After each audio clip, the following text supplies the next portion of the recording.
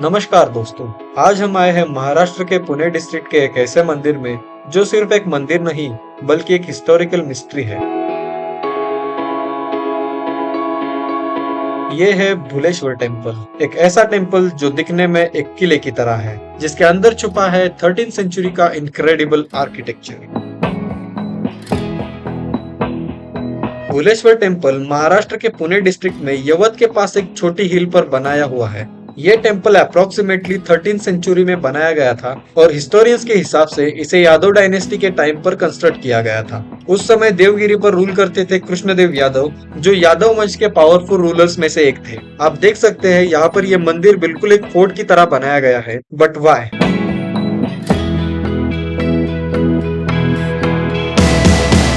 13th century में बार बार इन्वीजन हो रहा था, स्पेशली दिल्ली सुल्तान के अटैक्स। इसलिए मंदिर को इनिशियली फोर्ट जैसा स्ट्रक्चर दिया गया ताकि ये इजीली आइडेंटिफाई ना हो सके और प्रोटेक्ट रहे। This is what makes the Bhuleshwar temple architecturally unique.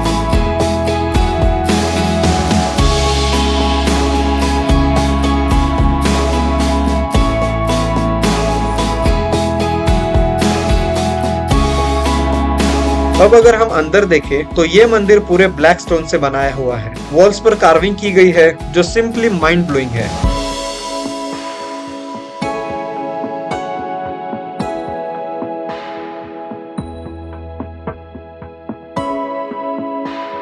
आप यहाँ देख सकते हो इंट्रिकल फ्लोर पैटर्न्स, माइथोलॉजिकल सीन्स और हिंदू देवताओं की ब्यूटीफुल स्कल्पचर्स। ये मंदिर प्राइमरीली डेडिकेटेड है टू भगवान शिव, लेकिन यहाँ पर आपको माता पार्वती, गणेश जी और बाकी देवताओं की मूर्तियां भी देखने को मिलती है।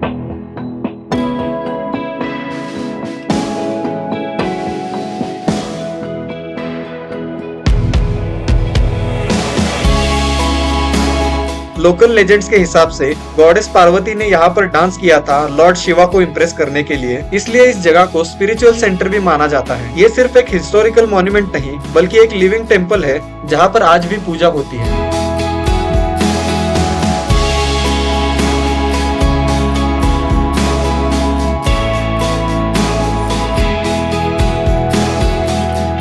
आर्किटेक्चरली भुलेश्वर टेम्पल में आपको हेमाडपंथी स्टाइल का इन्फ्लुएंस दिखता है। हेमाडपंथी स्टाइल का मतलब होता है स्टोन ब्लॉक्स को बिना सीमेंट या मोर्टर के परफेक्टली इंटरलॉक करना। This technique makes the structures extremely durable और शायद इसी वजह से ये टेम्पल आज भी इतनी अच्छी कंडीशन में है। यादव डायनेस्टी का रूल 12th से 14th सेंचुरी के बीच में महाराष्ट्र में था, जिन्होंने महाराष्ट्र में काफी टेम्पल्स और आर्किटेक्चरल वंडर्स बनाए हैं। भुलेश्वर टेम्पल उन्हीं में से एक हिडन जेम है जो टूरिस्ट मैप पर इतना फेमस नहीं है, लेकिन हिस्टोरिकली एक्सट्रीमली सिग्निफिकेंट है।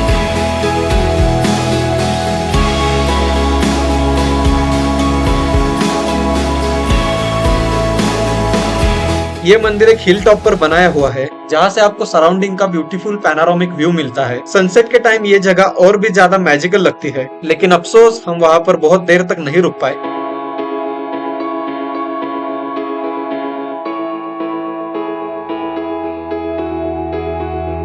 अगर आप हिस्ट्री लवर हो, आर्किटेक्चर इंथुजियास्ट हो या स्पिरिचुअल जर्नी पर हो, भुलेश्वर टेम्पल आपके लिए डेफिनेटली मस्ट विजिट प्लेस है। और अगर आप महाराष्ट्र में हो, स्पेशली पुणे साइड, तो ये आपके लिए परफेक्ट वीकेंड डेस्टिनेशन हो सकता है।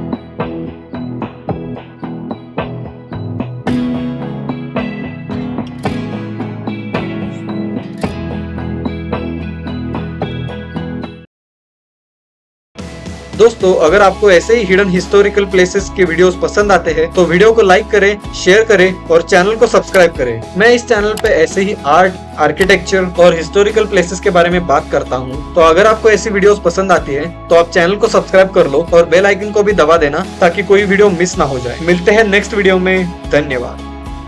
और अब बात करते हैं इन टूटी हुई मूर्तियों के बारे में। अगर आप ध्यान से देखें तो टेम्पल की कुछ मूर्तियां टूट चुकी है, स्पेशली उनके चेहरे और हाथ पैर डैमेज हो चुके हैं। लेकिन ऐसा क्यों? हिस्ट्री के अकॉर्डिंग 13 और 14 सेंचुरी के दौरान डेक्कन रीजन में इन्वीजन हो रहा था और 13 सेंचुरी के आसपास अलाउद्दीन खिलजी ने देवगिरी पर अटैक किया था। उस समय कई टेम्पल्स को लूट लिया गया और स्कल्पचर्स को भी डैमेज किया गया। कई हिस्टोरियंस का मानना है कि भुलेश्वर की कई मूर्तियां उसी पीरियड में तोड़ी गई है। उस समय आइडल्स के चेहरे या हाथ तोड़ना एक सिंबॉलिक एक्ट माना जाता था, जिससे टेम्पल की रिलीजियस आइडेंटिटी को वीकन किया जा सके। लेकिन सब डैमेज इन्विजन की वजह से नहीं हुआ। 700 साल से भी ज्यादा पुराना होने की वजह से नेचर का भी इम्पैक्ट हुआ है इन मूर्तियों पे, जैसे रेन, विंड और टेम्परेचर चेंजेस, जिस वजह से आपको यहाँ पर आज भी कुछ मूर्तियां टूटी हुई देखने को मिलती है। धन्यवाद।